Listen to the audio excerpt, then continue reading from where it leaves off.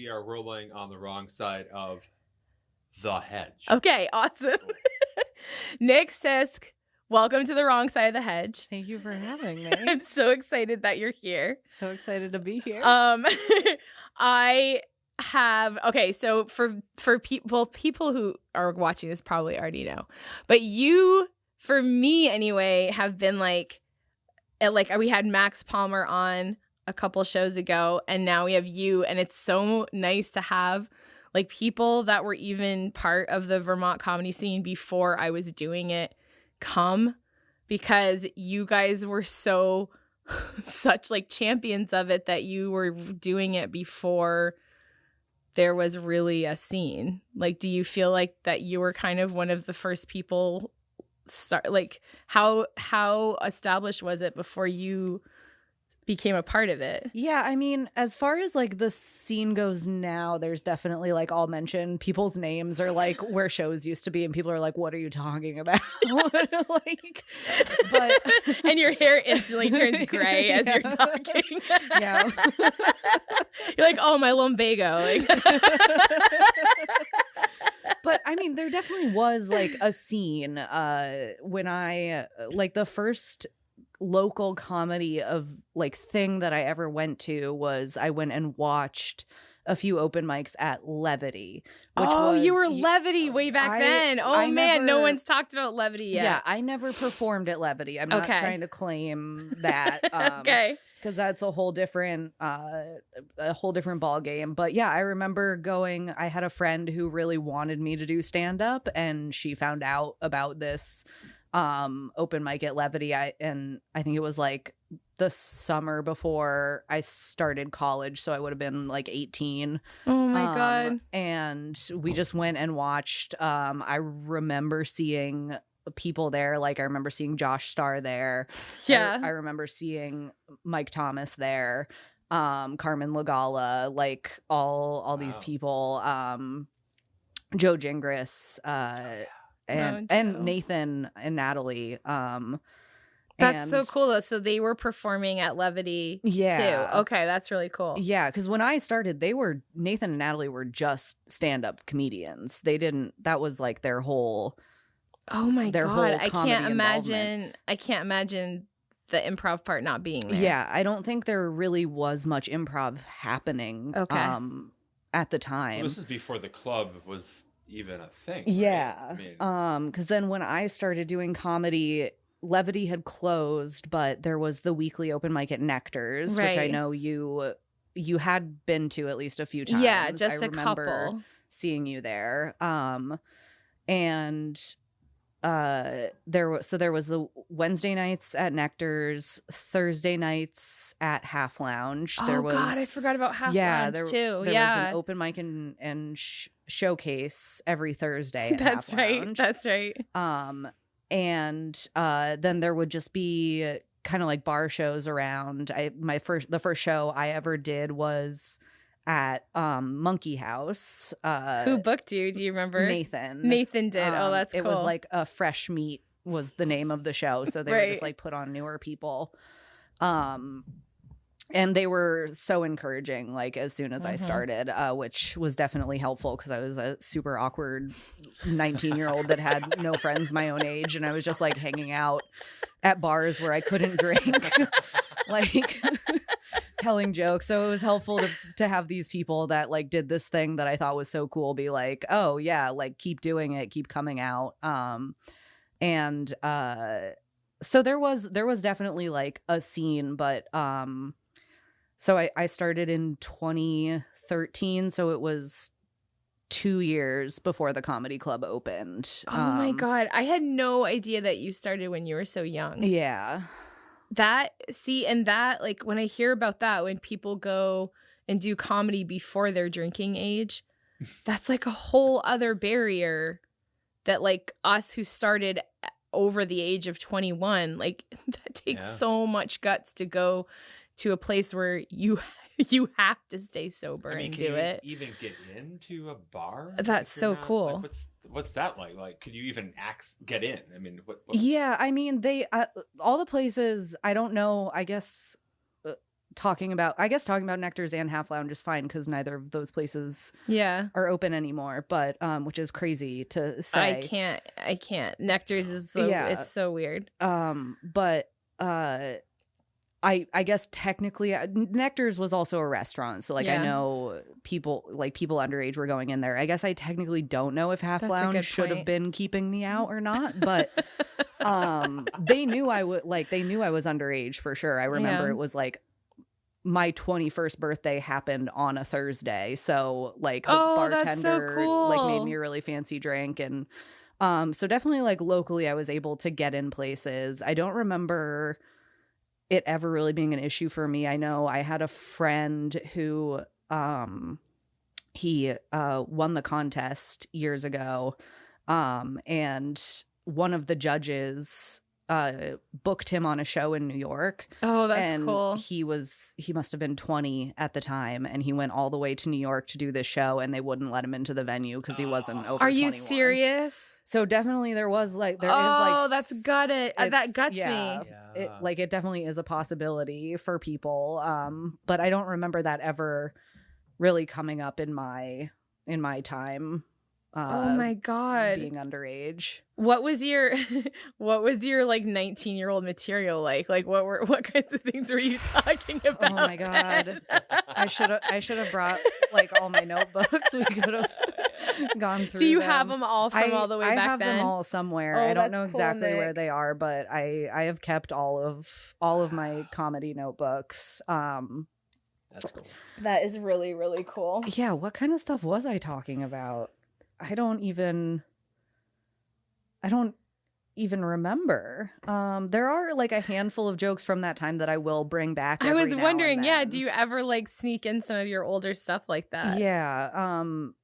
Occasionally there are some that have survived, and I have been interested in looking back through my notebooks and being like, oh, is there anything in here that I've like forgotten about that maybe could make a comeback? I mean, it was a lot about just like being like still like it was still a lot of like personal stuff, which is what I do now. That's just, I guess, kind of my where I like draw inspiration from. I don't know. That felt disgusting to say, but I just like the truth felt disgusting. That's just like my writing style is like I'm not, but that's interesting, Nick. It's interesting, like. There's nothing gross about it. Make everything up. I'm just like, I've never really been someone that writes that way.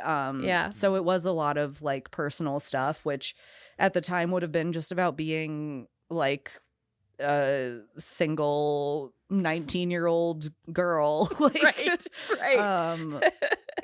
I mean, maybe that's also partially why I can't remember a lot of what I was writing about, because I just like had no idea who I was in so many ways. But yeah, definitely still just a lot of like family stuff, mental health stuff, because that was a big struggle for me for a long time.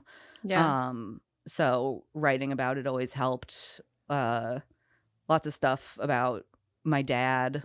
He was just always doing stuff that I could talk about on stage that would make people laugh. So lots of that stuff. Have you, when you're writing like that far back, do you think that having to kind of be doing this hobby where you're constantly being introspective and writing down things, do you think stand up and writing comedy actually helped you discover things about yourself because you were constantly having to like come up with new material, and if it's based off your life, you're having to be like more introspective about like where you're at with things?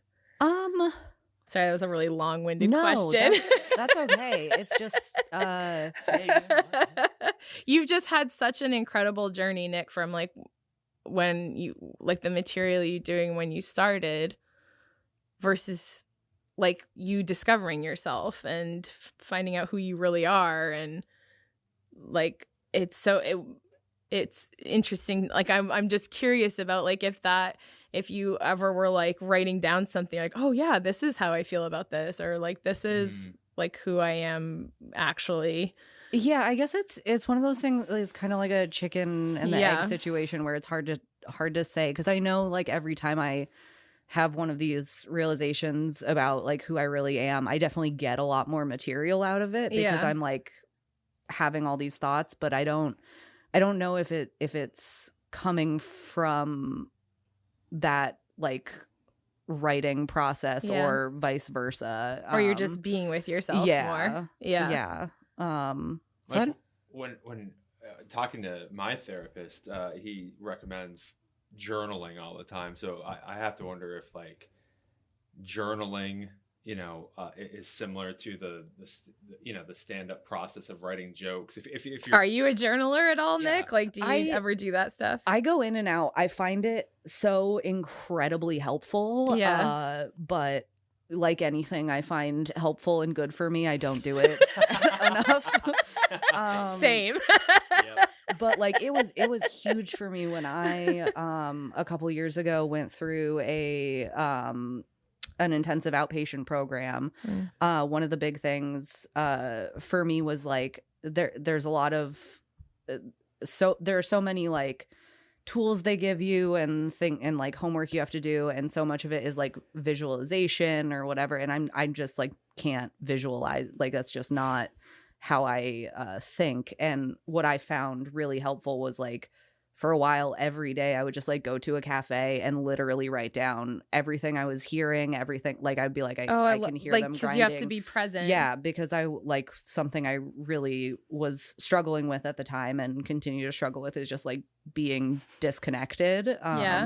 So it was like amazing how much that helped me to be like, I'm literally just writing down everything I notice about this like present moment. Or like somebody in the program suggested to me like writing down, like if you have a thought, just literally writing down I am having the thought, and then whatever the thought is. So it like gives you some distance from the thought because you are not that thought. Yeah, you're not that thought. You're just having it. Oh, I love that so much. Yeah, I like it a lot. And so yeah, that all to say, journaling, I do find it helpful, even in like a non-comedy setting. And my comedy writing can be similar to journaling in the sense that sometimes I, read something I wrote. I think this is an experience a lot of people who do comedy have, is I read something I wrote down as like a joke idea, and I'm like, oh, that's just a sad thought that I had. Like that's not.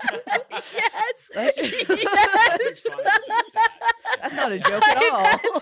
Same thing. That's just pathetic. I had that. That's so funny that you said that. Like, I just did a show and I thought it was really funny, and it just depressed people like right away. I thought, and then no, it just turns out it's just a really sad thought. Oh yeah, that was a journal thought. That wasn't a. Why did I say that in front of this room full of people? Oh my god. It's just really, and you see the cloud come in after you say it, and then everyone's getting wet from the rain. There's like, oh, we came here to laugh, dude. What the fuck? What was that? You are now part of my healing process, whether you like it or not. So, okay, I remember you telling me way back when, because you were like this person, I've told you this, that was like, oh my god, like Nic Sisk, because back when I started, you were booking shows, like you were kind of an established person in the scene. And I remember I was like, oh, I just need to ask like some advice questions, or like what can I ask? And I remember asking you back then how it was for you when you first started going up. And I think you told me, and you can correct me if I'm wrong. We'll see if I even remember it. But you're like, I did really well. And then I kind of got like, oh, this is going great. And then you were the first person I ever heard say the term eat shit and mean it like this. You're like, and then I ate shit. for like 2 months. Yeah. Is that like accurate to how it was starting off for you? Because what people always say is like, oh, your first time you're gonna do bad, and I had a pretty solid. I'm sure if I like was able to watch it back, I'd be like, oh no, but like. Given it was my first time, like people laughed at the things I wanted them to laugh at. It went about as well as I think. And I this was at Half Lounge. Was that your first time? It would have been Nectar's. Was my first one. Like I had like practiced a lot. I had planned out my set. I had like talked to friends about it. And it went like well enough. And then I think it was the next week or whenever I did a mic again, I just like. It was the same material, and I just like completely bombed, and I was like, "What the fuck happened?" Like I thought this was like a thing. Like I told these last week, and people liked them. What's happening? And it was definitely a struggle. But like I said, people were pretty encouraging, which was helpful. Is that what got you to go back up again, or were you like? I'm holding on to those laughs from that first time, and I know I can do it again. Man, I wish I could remember. I think it was probably a combination. Like, I think there was probably some like I did it that first time. I know like what's going on, and other people find me funny. Yeah. And I mean, the having people that were like. Oh, you know, keep coming to open mics. I remember Carmen Lagala telling me about the Half Lounge open mic and telling me I should go to that. That's and really sweet. Like that was huge to be like, oh, there's more going on, and people are like telling me to go to it. So I think it was probably some combination of the encouragement and being and like and just like needing to figure out how. Like what happened? Yeah. Do you enjoy the puzzle of trying to figure out a joke? Sometimes. I don't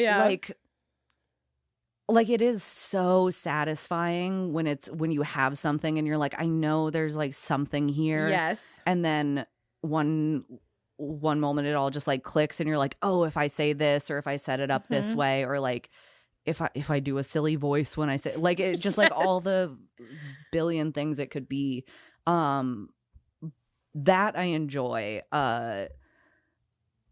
It is frustrating when it's like, oh, this joke has been working, why isn't it working anymore? Because I definitely find that where it's like once I've been doing a joke for, I don't know if it's maybe just like it's not new to me anymore and people can tell, or oh my god, or what, but like definitely that where I'm like, oh, this joke was one of my jokes that like hit every single time, and then one night it just switches and it's just not like doing what it used to do. I kind of agree with that. Andy and I were just talking about that today, actually, about how like I don't know if this relates like to you too, but like you kind of want to walk that line of this is familiar, but this is still exciting because I don't quite know how this is gonna go. Yeah.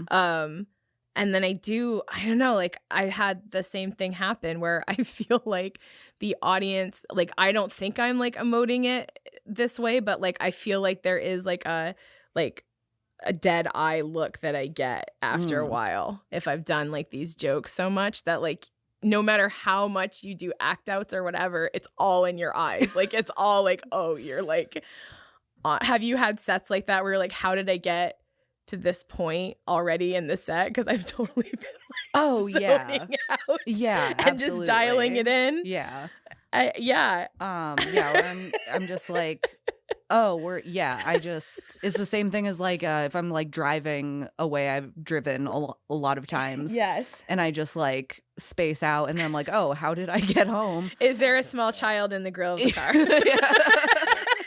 Yeah. That's definitely happened to me with stand-up where I'm just like, oh, it's been 12 minutes already? Okay, I guess I'll tell my last joke and get off the stage. I don't know. I could have said anything. Yes. Hopefully and it that's was my kind jokes. of also if you know like you didn't do that great. Yeah. You're like, I've just been plowing on. There have been no breaks for laughter. I've I've just been talking this whole time. Now it's the other cool thing that's been fun to watch is you shifting from doing stand-up to doing like more like solid writing stuff, which I think is something you told me that you've always been interested in doing, is just like comedy writing, right? Yeah. I mean, I started stand-up because kind of like I said, when I started, it was really the only comedy that was going on in Burlington, at least that was like accessible to me. So it was just like an easy way to start writing and like getting into that. And then I just kind of fell into keeping up with it for a long time, I guess. But having more opportunities to do like sketch writing and other kinds of comedy writing was always kind of what I was hoping to focus on eventually. So it's been cool to kind of shift to that. Maggie Phelan was just here and we were talking about Pet Store, which like then she was telling me like kind of the whole backstory about that. And I had no idea that you were not supposed to be in it. No. Because it just seemed, when I watched it, it seemed so natural that you would be there and the character was just perfect for you. Oh, thank you. So I just assumed that you were always supposed to be part of the cast. Because it seemed like such a perfect character and a perfect fit. Because that character is so like, was so like chill anyway, and just kind of like, meh. Like, which is like kind of your vibe of just like, yeah, okay, cool. Like just not hyperactive and over the top. It just seemed like the perfect fit. It shocked me that you weren't supposed to be in the cast of it. No, yeah, that was, well, the reason my character was named Jerry was because we named all the characters like variations of the actors' names. Right. And so that part was initially written for Jared. I love that you kept it that way. Yeah, You no, we did were like, not no, but that's change his name though. He is Jerry now. The more confusing one was that we had their characters Catherine and Madison, and I don't remember why we wound up switching Kate and Maddie into that's play, true. but it was just a direct swap, and we kept their names as it was. So we had Maddie playing Catherine and Kate playing Madison. And that would have been so easy to just be like, oh no, this character's name is Catherine now, and that one's Madison. Like, but we're just like, no, those are their names. I almost feel like you guys are like in such like a trying to get this all done that you're like, we don't want to change anything else. Yeah, like too much is changing. That might have been part of it. We're just like, I'm not going through and replacing that and all this. We have to vote on the fucking names. I'm not doing it. Holy shit. What was that writing process like for you? Because that's like, it's so different than sketch, because it's like an overarching storyline for like, you guys did 2 episodes a show. Mm-hmm. What was that like to like get to plan out like character arcs and storylines? And it was definitely a learning process. Yeah. And definitely like a lot more chaotic than it probably needed to be, but just because like we were all figuring out how to do it. Yeah. And it's not your only job during the day. Yeah. But it really, I feel like something I've always had trouble with is just like getting started on things. Yeah. Like you have an idea and that damn blank screen. Yeah, you want it to be perfect, and like you don't know how to get from like that blank screen to like what's in your head. Mm-hmm. And that process really just like taught me, you just start. Like you just have to start. Yeah. And you can fix it later. You can, not that we did a lot, we didn't have a lot of time for that. That's right. part of the learning process also, but like you can fix it later. But just like, and also just do like writing an outline for it was super helpful. That's not something I've ever really done with any kind of writing. Like I would just always dive right in, and sitting down and being like, okay, so an episode of TV is made up of an A storyline, a B storyline, and a C storyline usually. So what's my A storyline? Just write a little description of that. What's So my fun. B? Write a little description of that. What's my C? Write a little description of that. And then from there, just like kind of building it out. And usually all the main characters were kind of covered in those in some form. Yeah. And so yeah, it just really helped me be like, oh, if I want to make things, I have to just like sit down and get something out. Yeah, throw the sand in the sandbox. Yeah. So you can make the castle out of it. Exactly. How much fun was Madison to write for? Because that part was amazing. Madison? I was just like, everything that Kate said. Oh my God. And her delivery, and just that must have been such a fun character, because you can literally have her do anything you want. That was really the fun of that, was just like the freedom of it. Once we were kind of like, Madison is like magic, kind of. Yes. Like she's way too old. She's like canonically 112. Oh wait, will you or like something say like who that? this character is for people who didn't sure. get? I forget sometimes that yes. if there might be someone watching this that doesn't know. So Pet Store is a live sitcom that me and past guest Maggie Phelan created, and along with Jared Hall, who has been here, wrote and starred in it. Maddie Hyams also wrote for it. Maggie wrote one of the episodes. And then we had Kate Farley and Katie Bissett in our cast. And it was a workplace comedy about a failing pet store. And Madison, the character, was an old woman who had been with the company since it started. And I think I wrote like a joke into the very first episode that implied that she was like trapped in the store overnight, and that just turned into like, oh, she just lives there, she never leaves. That was my favorite thing. Because it was written, I wrote it so that she was still in the store after it had closed, and then Jared wrote the second episode and had her still there. Oh, like, I love that. I love in the that morning. he like kept it going.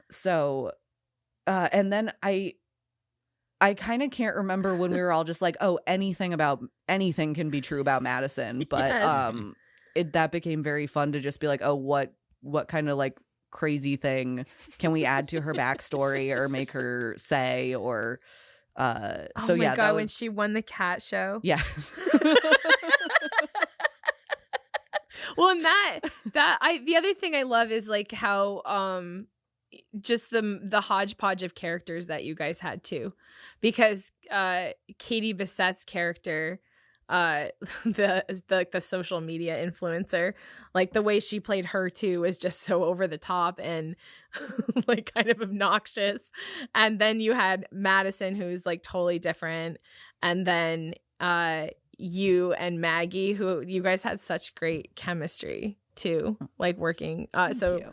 They played son and mom. And yeah, it was great. And Maggie was saying that you guys might be doing a second season of it. Yes. Ooh. Which is really cool. It is looking like that is coming together. Oh, that's for awesome. next year. That's so cool. Yeah. I'm really excited about it. So I'm hoping people go see it, because it is like super special. It's really cool and special that you guys do that. Yeah, and you have the assistant directors come in every time. And yeah, it's I think it's just been a really fun way to like do something entirely new. It's an insane amount of work. Yeah. But obviously we've all talked about it and want to keep doing it. I am looking forward to a season 2. If I guess I don't know if I should what I should say about it or not, but Jerry will not be, my character will not really be in it. Okay. Okay. I am looking to not be acting so much. Did you enjoy any of that? No. I mean, it's a lot of work. It's a lot of work. And it's one of those things where like the people that are good at it, I so admire that. But for some reason for me, I mean, any kind of performance, stand up, improv, whatever, like there's the anxiety you get from doing it, and then there's like what you get out of actually doing it. And for all those other things, what I get out of it outweighs like the stress. Live acting, like what I get out of it does not outweigh that stress for me. It's because that, like, I'll deliver my line, even if it gets like a huge laugh. I'm like, okay, what's my next line? What's my next line? What's my next line? You can never really be present. Yeah. And then, you're going backstage and then thinking about like, oh, what's my next entrance, or like what? And it just doesn't connect for me in the way that other types of performance do. So I think my efforts are best spent elsewhere. Were you a theater kid at all? A little bit. Yeah. I went to theater camp for several years locally. And I did one musical when I was in high school, my senior year. But I think I was always more like a theater kid wannabe. Like I just like didn't have it in me, but like I thought it seemed cool. Well, you liked the performance part of it. Yeah. So there was like something appealing about it to me, but I didn't get fully engrossed in the lifestyle. Were you a funny kid when you were younger? I think so. I was a very quiet kid. I can see that. Yeah, very, very quiet. But then, oh my gosh, you must have been so cute, Nick. I can't imagine you. I wish Andy could pull up like a childhood picture. Oh my god, that'd be so cute. Totally. All right, that's weird. Sorry, the mom in me is coming out. The mom in me is coming out. I just like, oh my god, you were once a child, and I bet you were so cute. And also me, like in the microphone, going like, oh yeah. Jesus. It's like, what the fuck? All right, I was making it sweet. You turned it into some sort of freaking depravity back there. That's what we keep Andy around for the depravity of the show, because I think every good show needs something. Oh, for sure. We can't do cocaine or anything down here, but no one's stopping us. Yeah, who made that rule? We can do whatever the hell we want to do. I think DCF did. I'm pretty sure. Forget about those guys. I don't know. I've never done cocaine before, and I feel like I haven't either. I feel like this would be the place for us to do it.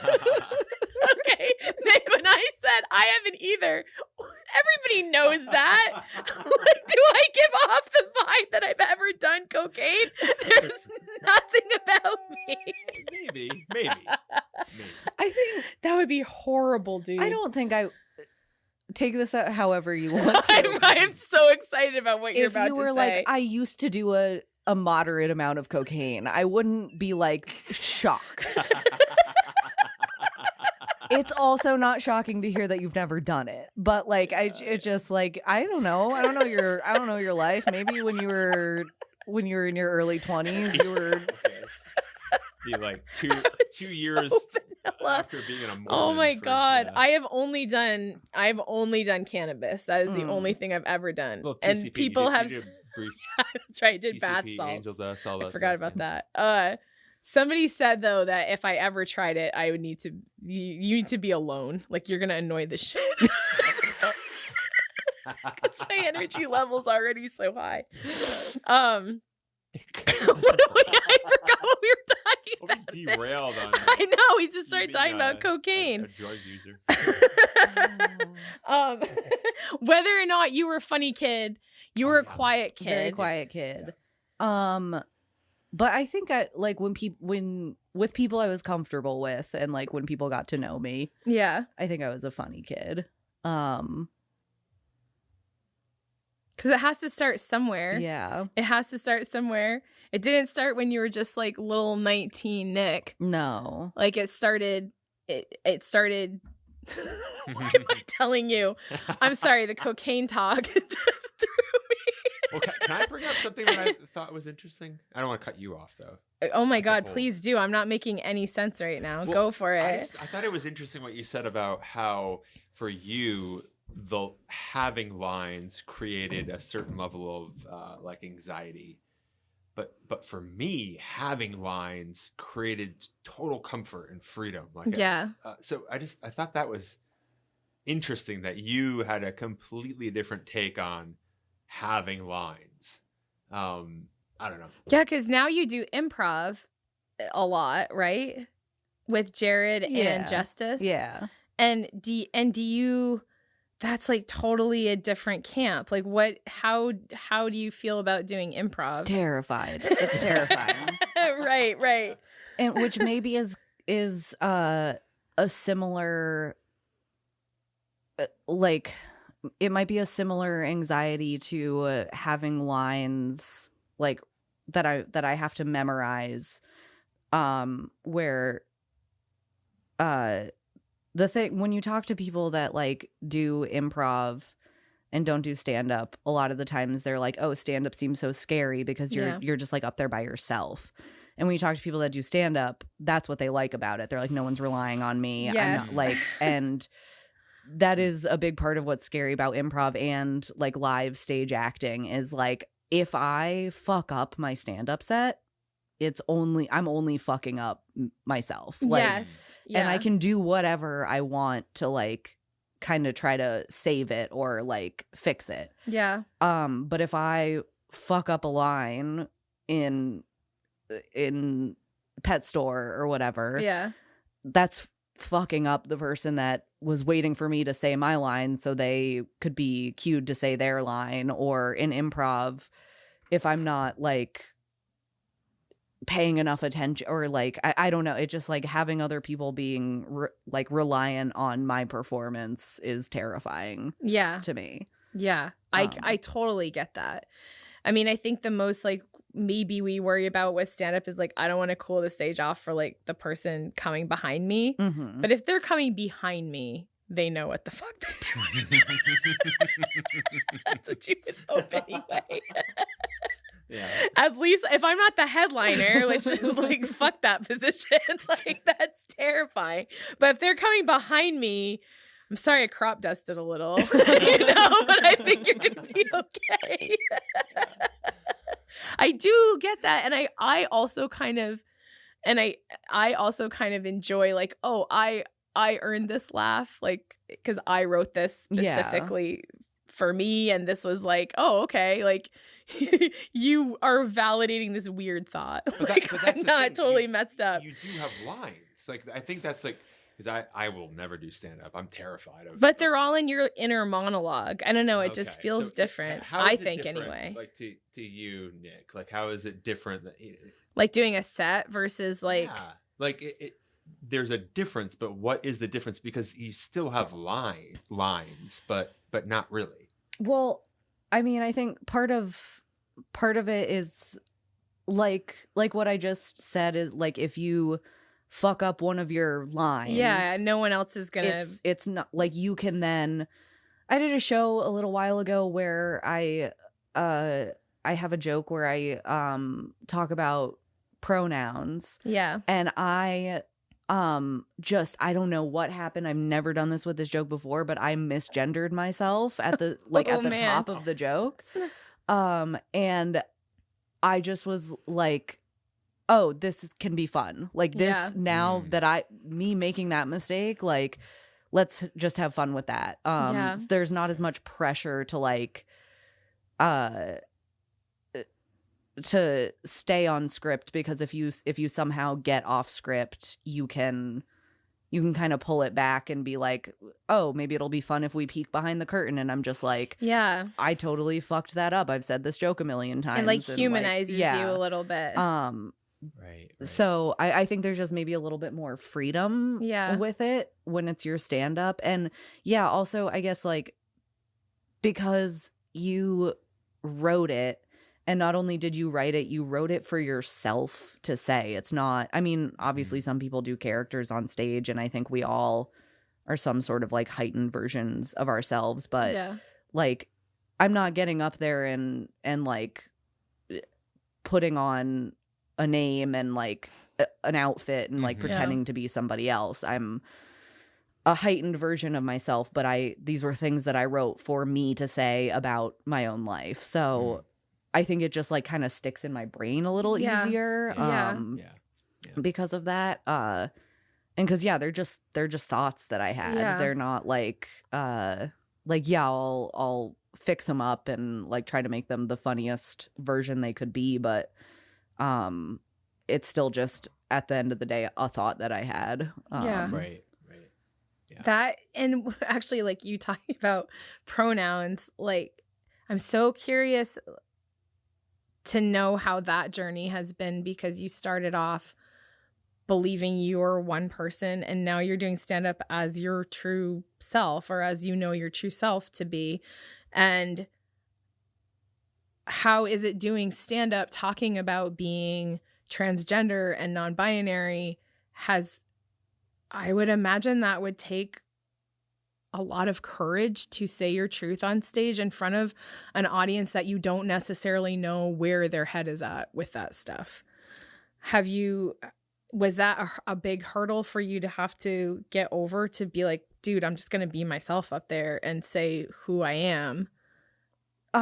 Yeah, I mean, it was a hurdle, if only because I didn't. If you don't mind me asking, No, I feel not I at all. don't, Oh I don't want to like Sorry. pry. It's just so bumped the mic. yeah. Why you son of a bitch. Is this sign? I was waiting for you to notice it, Nick. I was like, this has to go back up so that Nick can see it, and I can't wait to. Okay, please comment on this sign, Nick. Don't say anything.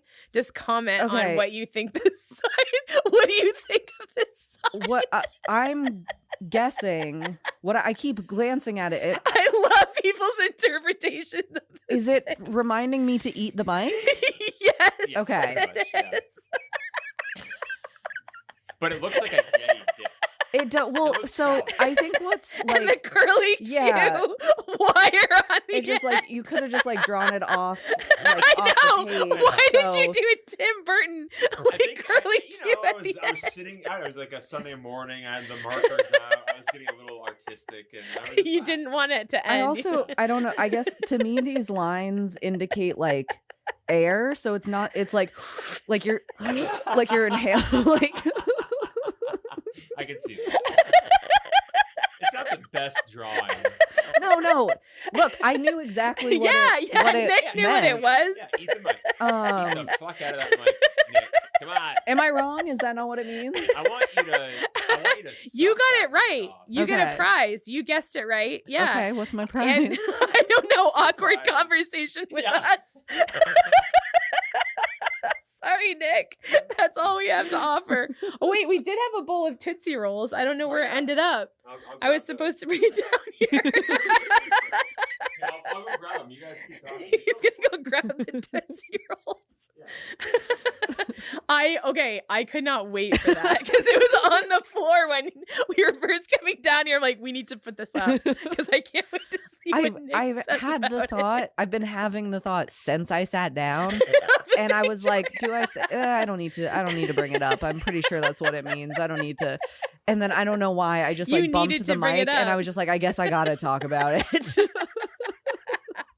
Oh my goodness. Oh, I can also. I don't. Do you want some Tootsie Rolls? Yeah. I can't remember the last time I had a Tootsie Roll. Are you serious? Yeah. Oh my God. They're so. We- Okay. Yeah. So mediocre. Am I eating this on mic, on camera? If you want to. Is that Do you want some privacy with your Tootsie Roll? Nick? You can sneak behind the hedge. Or is it called ASMR? There you go. Yeah. We're all gonna do it. Eat the mic. If you have any fillings in your teeth, this will take them out. How long can we do this for? How long can we just sit and eat this Tootsie Roll? Why? Why are they like that? I don't know. Like, wow. Because there's nothing in nature in that. God didn't touch any of that candy. This is like a pressed chemical. God has touched nothing.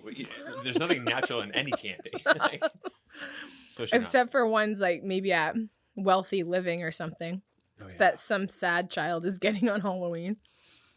What's your favorite Nick, candy? are you trying to actually read the ingredients? Well, I was trying to. I was gonna say it doesn't even taste like chocolate. No, it And doesn't. then I was like, wait, is a Tootsie Roll supposed to taste like chocolate? It and so is. I looked at the wrapper to see if it said like Tootsie Roll, a chocolate thing. Yeah. And it doesn't. Chocolate I'm not gonna thing. accept that. A chocolate thing. But I Tootsie do Roll, see chocolate thing. I do see cocoa in the Yep. list of ingredients. It is farther down than you would expect it to be But I like it. in a chocolate candy. Corn syrup is way up there. Yeah, sugar Yeah. number 1, corn syrup number 2, palm oil, then condensed skim milk. Cocoa is the 5th ingredient. What is the deal with palm oil? Isn't that supposed to be like really awful? Like there were kids at my kids' school that were having petitions signed like that we should not have anything with palm oil in it in the cafeteria. Really? Do you know, Andy, if there what the hell is the deal with palm oil? I think. Well, wasn't there like a palm oil like shortage because of the tariffs? No, seriously. I don't know. That probably has nothing to do with it. I don't know. Why are you asking me? I don't know. I don't know. I think it's like seed oils in general are not good. supposedly- Oh But I my don't know. God. Not healthy. I'm gonna die. Yeah, I don't I'm know. gonna die like so soon. I've had so much red dye number 5 and so much palm oil, as we all have, Yeah. Oh, yeah. that live in this country. Completely. If you're like an 80s, 90s kid, then yeah, for sure. Anyway. Okay, so Nick, Now that you know to eat the mic and Yeah, did you ask me a question? I did. I think you asked me actually like a very I know it was kind of a serious personal, question, serious and I question. don't like. And I was like, does that mean eat the mic? yeah. We don't. Let's not keep talking about it. so your take on the Holocaust.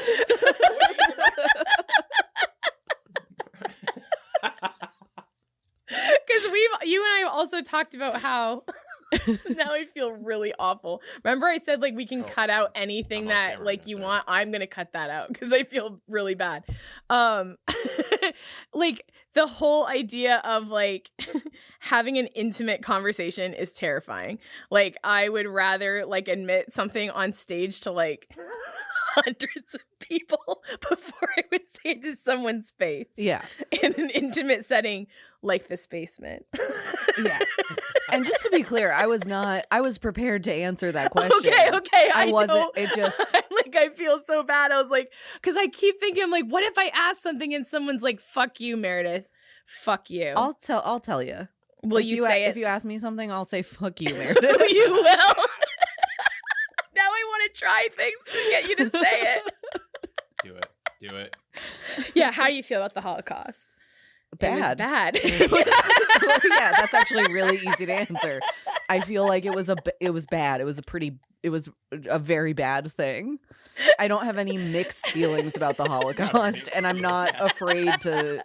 I'm not say a it. denier. I'm not any of that stuff. We could play this game that I like to call trash or not trash. Okay. So Holocaust. Trash. Yeah. Okay. Air Jordans. What a move that was. Mm. You didn't think I was going to say that after the Holocaust, Nick. Not trash. I don't know. Expensive. Expensive. The cost of them is trash. Okay. But pretty cool. But yeah, I don't know about the quality. I don't know why I said it. Like Because I don't really have quality's good. have a opinion. I've never I'm owned not. a Yeah, pair. I'm not like a big sneaker. I would say person. not trash. I would say not trash, right? They're shoes. They're fun shoes. If you can afford them, great. You know, I don't know. All right, Nick. Summertime. not trash. Okay, good. You got to come up with these really quick. Okay, Right. yeah, Tootsie Rolls. I got trash. Butterfingers. Go. Do we have any on hand? It's been so No. long since I've had a Probably not. Butterfinger. I think not trash. They're so good. It's been They're- so long since they're I've had one. flaky, But they're that's the buttery. thing is like I'm remembering enjoying them, but I Yes. also before now would have said I liked a Tootsie Roll, Right, and they're garbage. and Those are trash. I'm mad that you made me eat that. And that it's forever preserved on film or whatever we're I calling will this. have you know, Nick, that we have literally like 2 bags of Halloween candy upstairs, and that's what Meredith chose for you. Because it was okay, we're doing like the parent tax, okay? Andy, God damn you. Damn it. We're doing the parent tax, and I was like, we Well, need explain to like Nick a what that multiple. You know, come on. Nick knows what the parent tax is. Okay. It's If just you the have candy that you kids, take? yeah, if you have kids and they go trick or treating, Yeah. you're the one hauling their ass around. Like you should get something from the top, like a little. What do they call it for mob bosses? Like No, a what are- tribute or whatever it is. A tribute? I don't think that's what they call it, but okay, anyway. It's just a cut.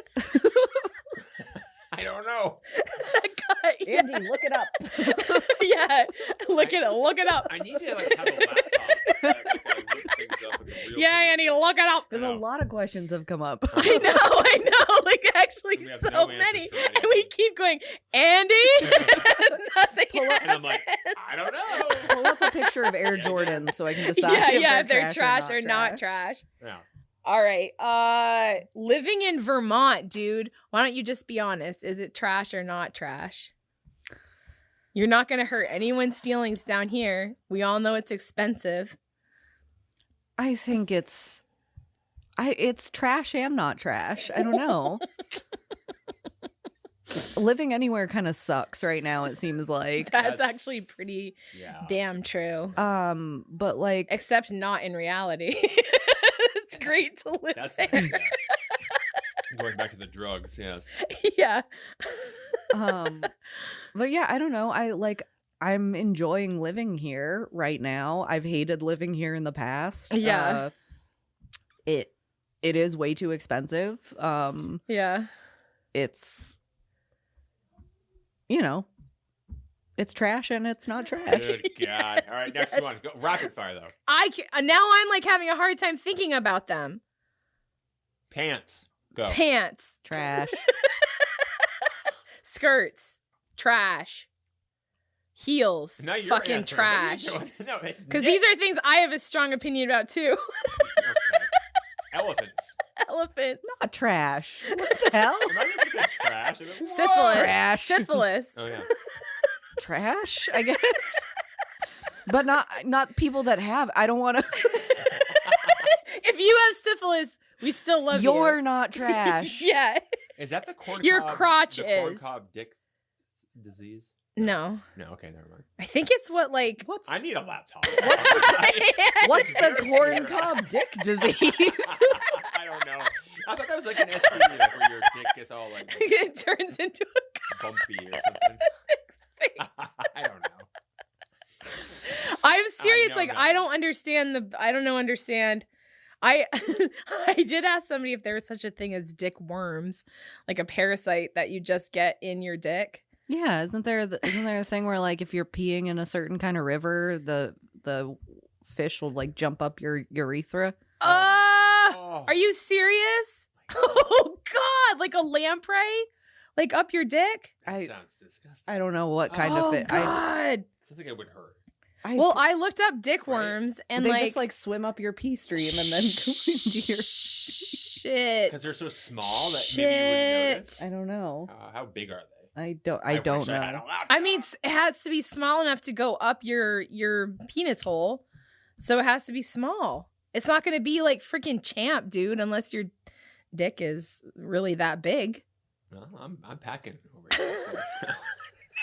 Nick's like looking like they're at like a. Nick is so like, big. why am I here? No, I love this. Oh my God, I'm Nick. happy to just sit here and listen to you two talk. About things swimming up my dick. Okay, So do you mind if I go back to the serious question really quick? No, not at all. Okay.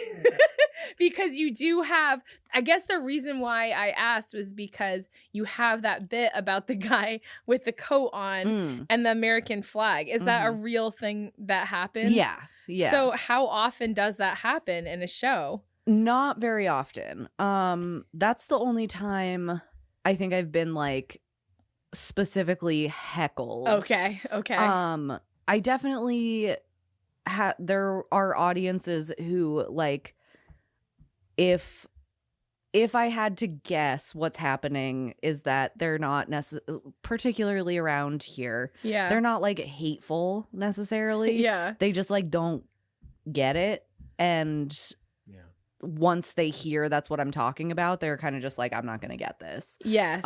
Even though I feel like I do an okay job of making it accessible for people. Yeah. So sometimes that can be a barrier for sure. I think what I was gonna say was the bigger barrier was not even necessarily being nervous to talk about it, but it was when I first started talking about it, I had so little material about that, and the bulk of my set was from before I came out, and I just found that it was really hard to marry certain jokes with this new identity, to be like, oh, I wrote this joke when I thought I was a woman. Yeah. And now it's like confusing to be like, I'm not a woman, and also here's a joke about me being a woman. Like it just there's like so much going on. Yeah. So there was definitely a struggle for a while of being like, do I just, for the sake of a cohesive set, do I just kind of put that on the back burner until I have more material about it? But I'm trying to remember if I was actually, like, I'm sure I was nervous to talk about it. But I don't really remember that being a huge barrier. But I maybe just blocked it out. That's really good, though. That just makes me feel really happy. Yeah. Because that's what I don't know, that's what I hope for if someone is doing really true material to themselves, that when they're up there, they feel like they can just own it. And there's not that, oh God, like there's no level of like shame or anything like that. They can just go, yeah, this is who I am. And you're either going to dig this set or you're going to like the person behind me, and I'll crop dust the stage. I'll crop dust for a bit, and you're going to like the person behind me or somebody on this lineup. But I don't know.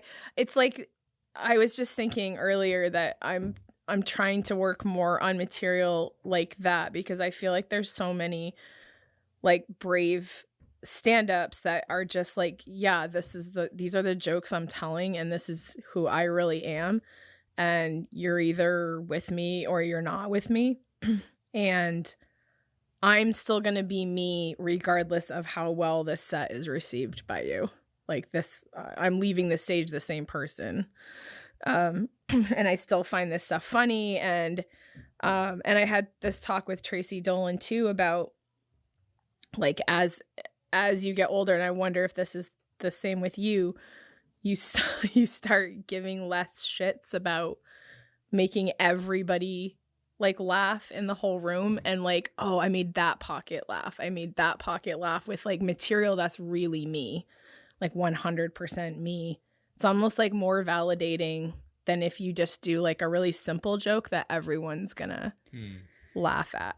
Yeah, I mean, obviously it feels good to make a room full of people laugh, but like it's definitely, I definitely have had those shows where it's like, oh, this audience on the whole is not connecting with me. Yeah. But then like I'm connecting with this table and they come up and talk to me afterwards, and like that, it feels more genuine.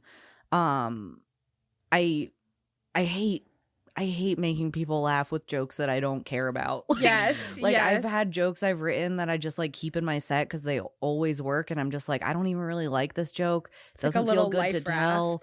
it makes me upset that people laugh at it because like I don't like it, but like Yes.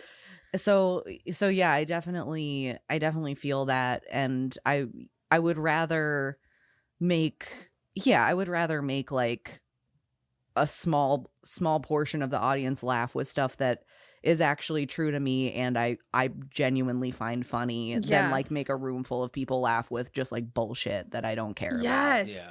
That whole idea too, like that you also find funny. Because sometimes I've written jokes that I'm like, they work to some degree, but like I wouldn't really laugh at them if somebody else was saying them. Yeah. But you're just like, oh, well, this is a funny pun. Yeah. This is like asking to be said because it's a funny play on words, or I don't know. I need to do this to like link this into something else, or yeah. One of the bits that you do that always is like, oh man, I feel like this is like core Nick, is your hamster dream bit, which I love. And it involves a drawing that Nick made of hamsters in lingerie coming out of a butt. Mm-hmm. And I think, I don't know if you're the same as me, but I'm an artist. Yeah, like drawing when you're drawing weird shit, just like I do. And that joke for me was always like, oh, this feels like a little diary entry page, because it's not like a straight like regular premise, and it's a little Jared Hawley too, and that you're just like, yeah, this is a really weird funny thought that I had, and I'm just gonna do it, and I'm gonna sell it even with the artwork. Like I even went so far as, like, I'm gonna double down and show you exactly what I'm imagining in my head. That's one of my favorite jokes that you do. Thank you. And it's because it's so different. It's like your the other thing that oh my God, so your sketches are also that way. You wrote a whole sketch about these rat sisters. Sister rats. Sister rats. How the hell did you come up with that premise? Because it's like the hamster, it's such a weird out there premise, and it was so funny. Yeah, so that one was, I can't remember what the context was. I can't remember what was being said in the conversation, but I was just in a conversation, and somebody, I can't even remember if it was me or somebody else, but somebody said the words sister rats. And that just like stuck in my head. Like it just like I couldn't stop thinking about it. I was like, sister rat, sister, just like all day, every day. And then I had I was asked to do the unrehearsed show where we would write sketches and actors would read them on stage for the first time. And so I was just like, I've got no other ideas. I guess I'm gonna write sister rats. And I didn't know what I wanted it to be. And I think it came out of thinking about who the actors were and which ones I wanted the sister rats to be. And who were they again? It who was did you? Maggie Phelan and Jenna Parapato. Oh, nice. And somehow that became like, oh yeah, what if they're sisters who just like say they're opposite in every way, but the ways that the examples they give just like don't make any sense. And then in reality what happened was that I did what I always do with all of my creative projects, is I put it off until the very last minute. And in this case that meant that so the morning of that show I had an endoscopy scheduled. Oh shit. And I don't know if it was anxiety or I'm just like a bad sleeper in general or what, but I did not sleep the night before. Like it was like early in the morning, couldn't go to sleep, stayed up pretty much all night. Went to the hospital, got put under, I mean, not like full, I was like kind of in and out, but like they drug you, and got this endoscopy done. Oh my God. Got sent home, went to sleep for a few hours, woke up and was like, well, I have to write Sister Rats now, and just wrote the whole thing. Were you, maybe it was all because you had drugs. Yeah, it was like sleep deprived, drugs, like dude, you figured it out. You had to get an endoscopy every time you need to Every write a time. sketch. Oh my Yeah, god. Expensive. It would be expensive. Yeah, but every time every there's a time sketch. they're like, we don't need to look for anything else, and I'm like, you don't understand. I heard a phrase that I think is weird, and I gotta write a sketch about it. This is my process, okay? Don't knock my process. I have open mic tonight. Let's get done.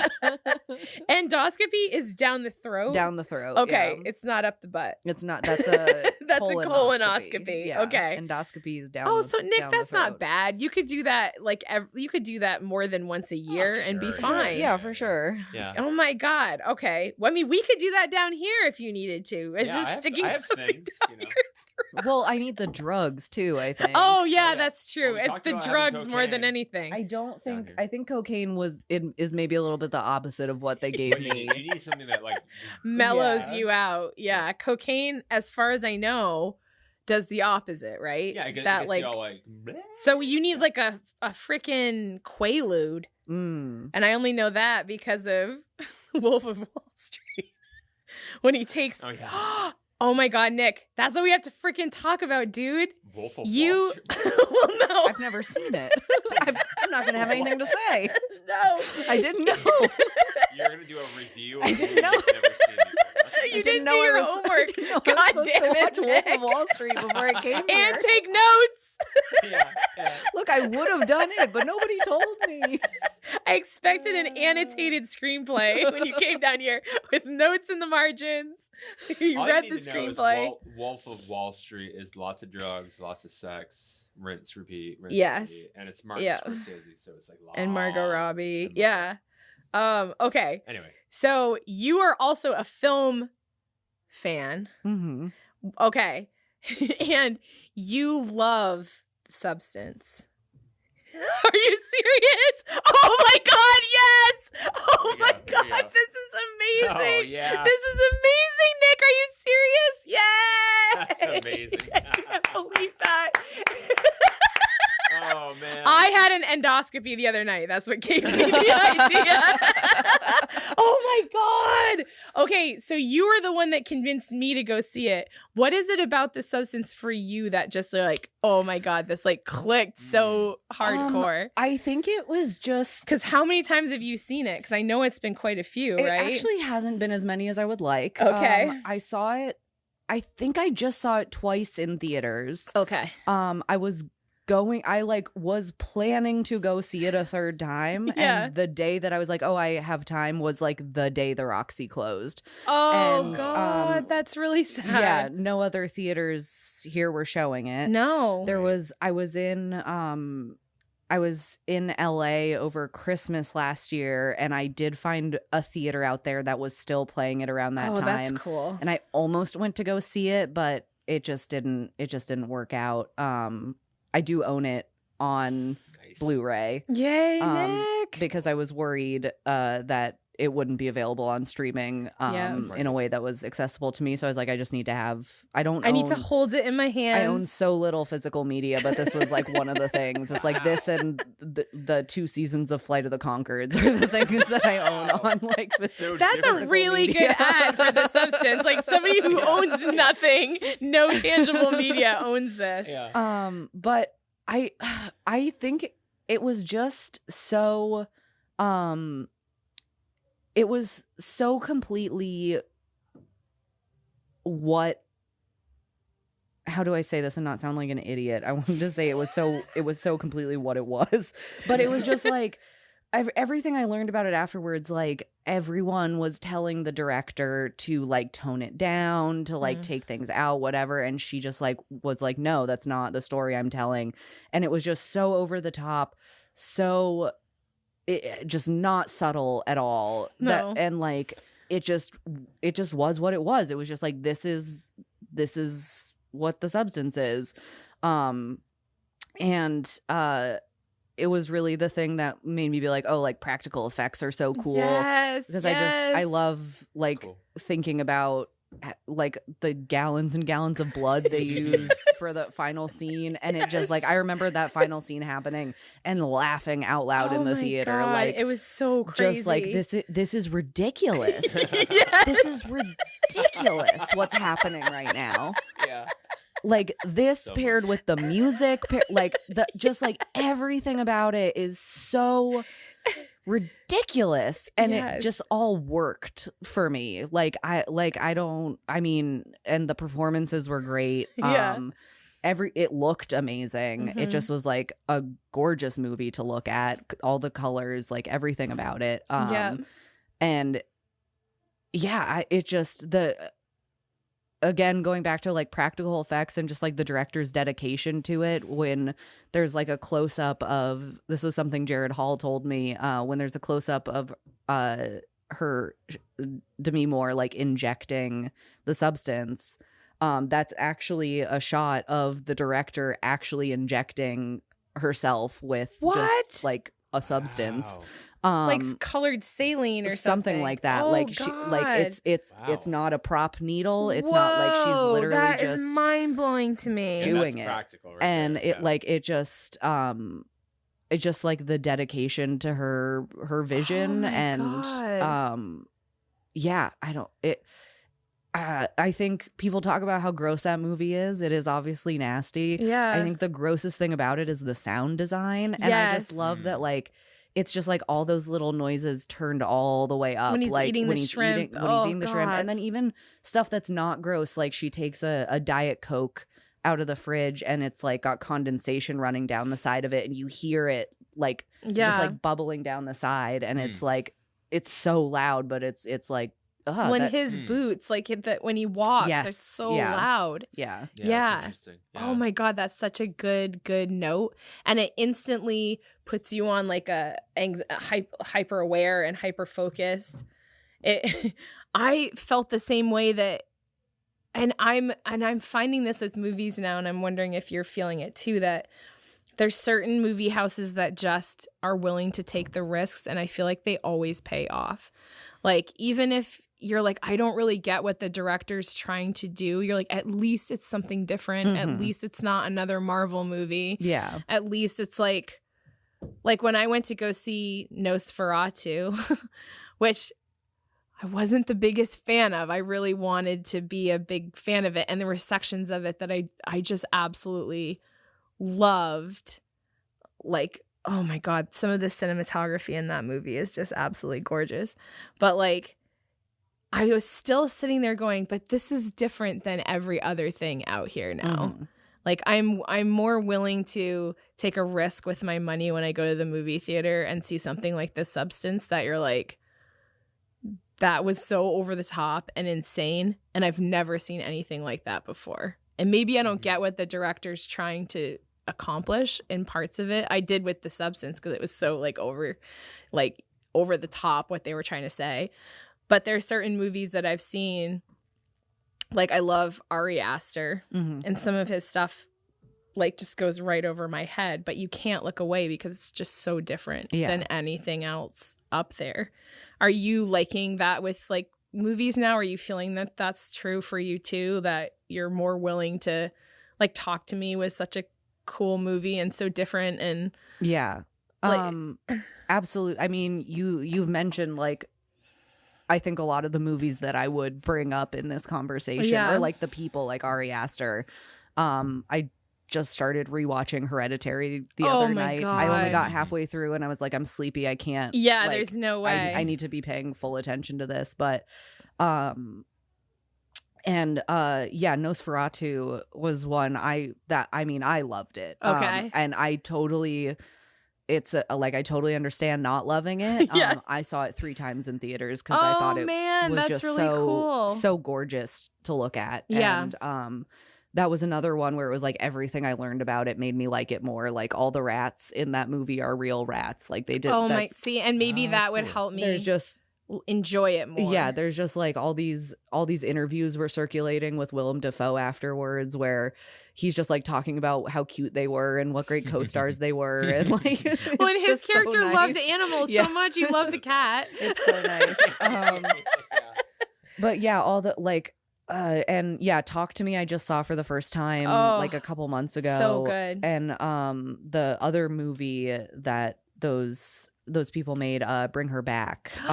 Jared was here talking about that one. It was so good. And I love the lead actress in that. Mm. She's fantastic from Shape of Water. Yeah. She's so good. It's astonishing. Oh my God. I loved it. I think, yeah, to kind of go off your point is like, I enjoy when I walk out of a movie theater with just like the thought, how the fuck did they think to even do that? Yes. Like Yes. where did that come from? Yeah. It's just so, I love being like, this person thought of this thing that just made me so uncomfortable or like just confused or what. Yeah. Like, so yeah, I like, even if I don't get everything, I'm just like, they did it. Whatever it was they were trying to do, they did it. Like, they were really passionate Yeah. about this perspective. yeah, Because you do watch certain movies and you're like, oh, this is kind of milquetoast. This is kind of like, you made every safe choice, and this is going to make everybody feel the way you want it to, which is like, oh, that was nice. That was a nice night out. yeah, But it's not going to be like, what the fuck? Like that, what the fuck is like, it can be such a good reaction. yeah, Because it means that you're getting someone to think. Yeah, it's also nice to see, like, in a time when I feel like playing it safe is what's expected, you know, in the industry, like from a director to the writing to whatever. It's you kind of, I don't know, like, it seems to me that, like, don't go too far, don't go too crazy, because, you know, maybe it's always been this way, but you could just get yanked and, you know, someone else can take your place. So give the people what they want, and sometimes that's not easy to figure out what they want, and so you play it safe and you give them the Marvel movies and blah blah blah blah blah. So it's nice to see the movies that you both are talking about, the ones that are like, what? Like, and the fact that those success? become commercial successes, like The Substance, is so cool to me, because it gives you hope that other humans are seeking the same thing. Yeah. Other humans, if they are going out to the theater, it's still an experience for them. It's still, you're like, oh, like there's some hope in humanity. Like, people want to see art still. Yeah. They don't want to just see the same stories regurgitated or sequels that nobody really asked for, that are like coming out like years later, and they're just, it's like such diminishing returns. Like, I felt, and I still like get into the hype. Like, I got really excited for the second Beetlejuice movie, and then you go to it and you're like, oh, like it didn't quite capture. It's never going to, though. It's never going to capture that first time meeting these characters, and they were so crazy at the time. And so it does, like, when you see those movies like gain a viewership, and then that particular director who took this huge risk putting that stuff out there then gets his fan base and his fan following, it's like kind of gives hope and stand up in a way that, like, I'm going to try to do some more risky stuff for me, that's risky for me to do, and maybe I'll get my own little fan base who really appreciates the swing, that I'm swinging a little bit out of my comfort zone to do some things.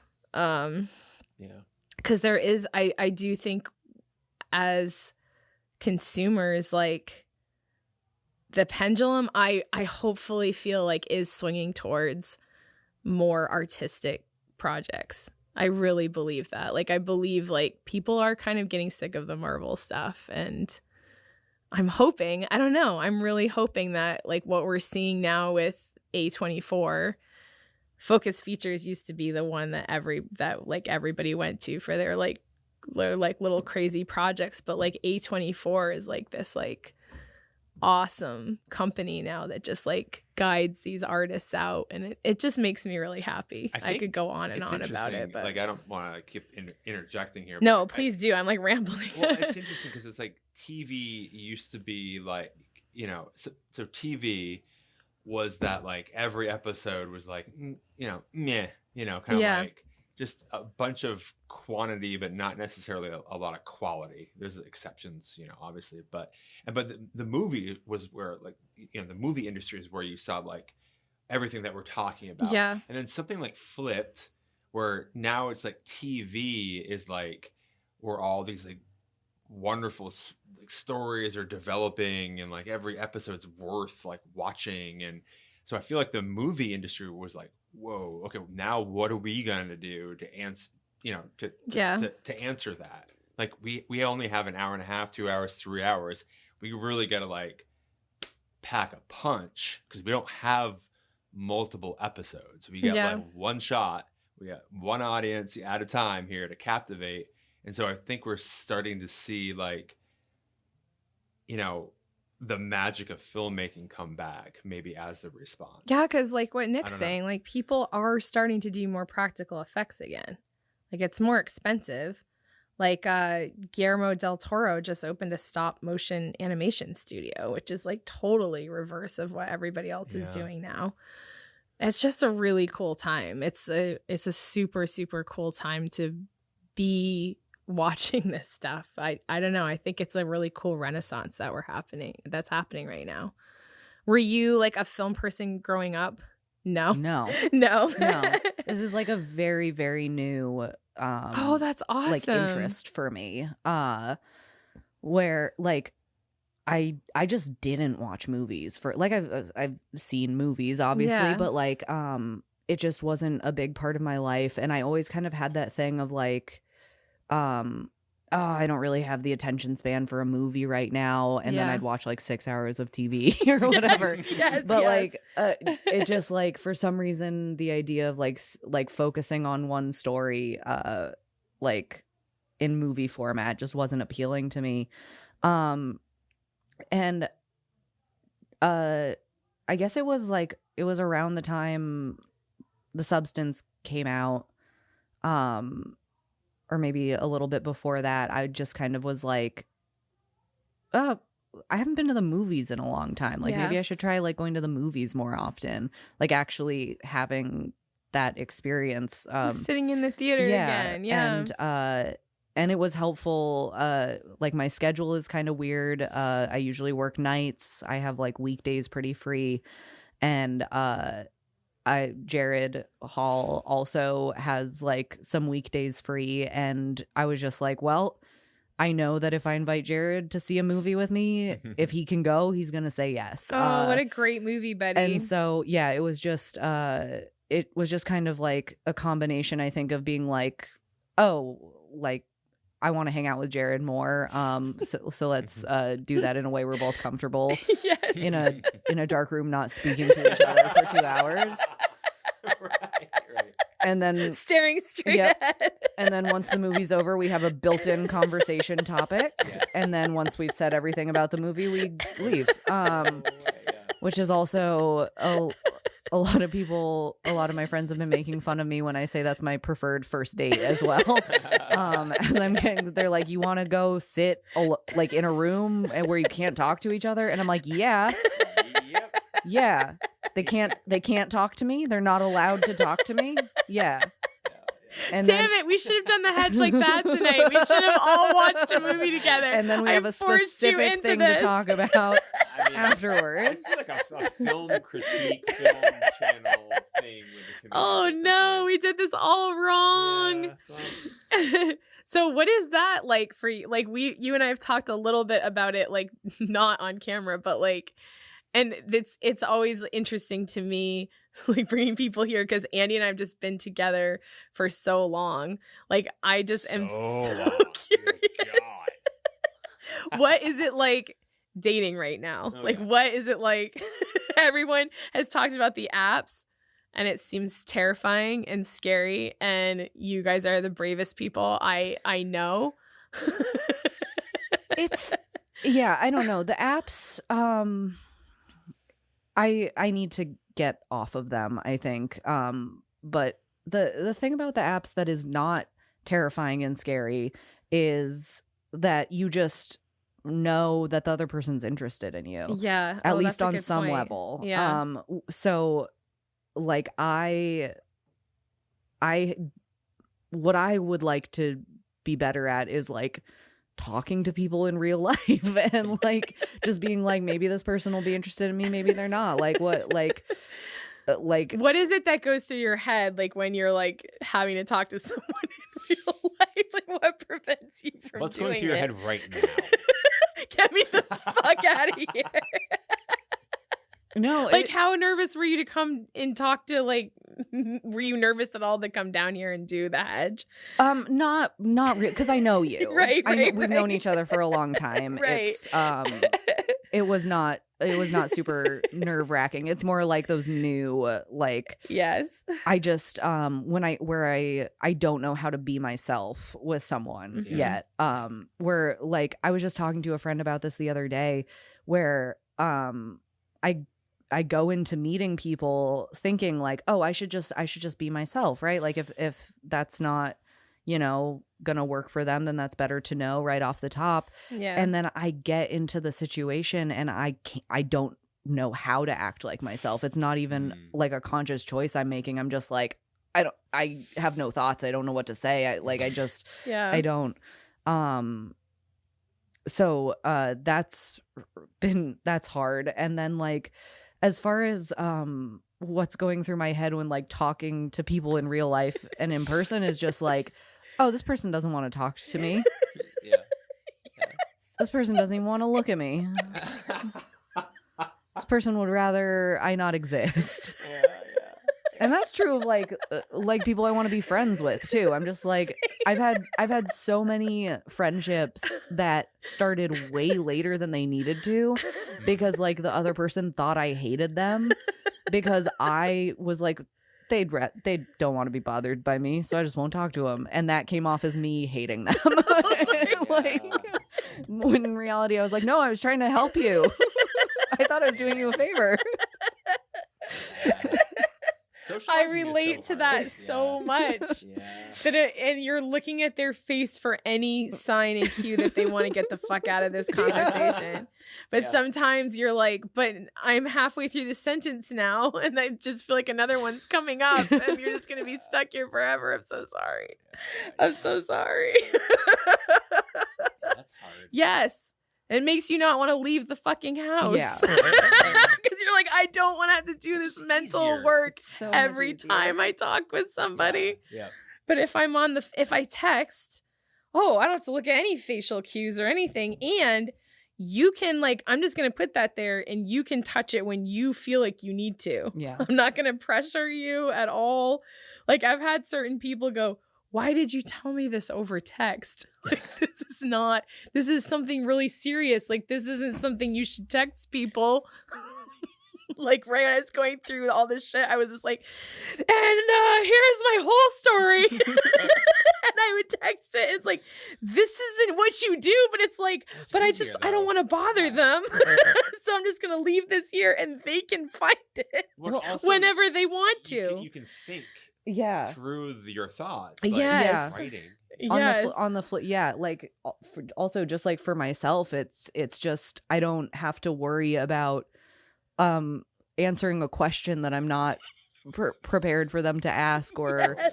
like what I'm just like here I was able to think about this for like a half hour. Here's my Yep. thought out information. You do with that what you will, and if that involves a question, I'm gonna take some time Yes. to Another prepare an half hour. answer. Yep. Yeah. So you must be a phone screener. Like if someone calls you, oh like fuck that person, number one, it unless someone's dead. I cannot explain why just the terror I feel when I see a phone call. It could be from someone I love talking to and I'm Yep. just like, why are they calling me? Yeah, this is not how we Yeah. do this. What are they gonna say to me? What am I gonna have to say? Yeah. One time Yeah. I've maybe even told you this story before, but one time I was like walking around Burlington and I got a phone call from Marlon Fisher. And I looked at it and I was like, I don't have it in me to talk on the phone right now. So I ignored it and put it away. And then the next time I saw him, he told me that the reason he was calling me was because he could see me. Oh, shit. no. So he So saw he you watched like, me Shit.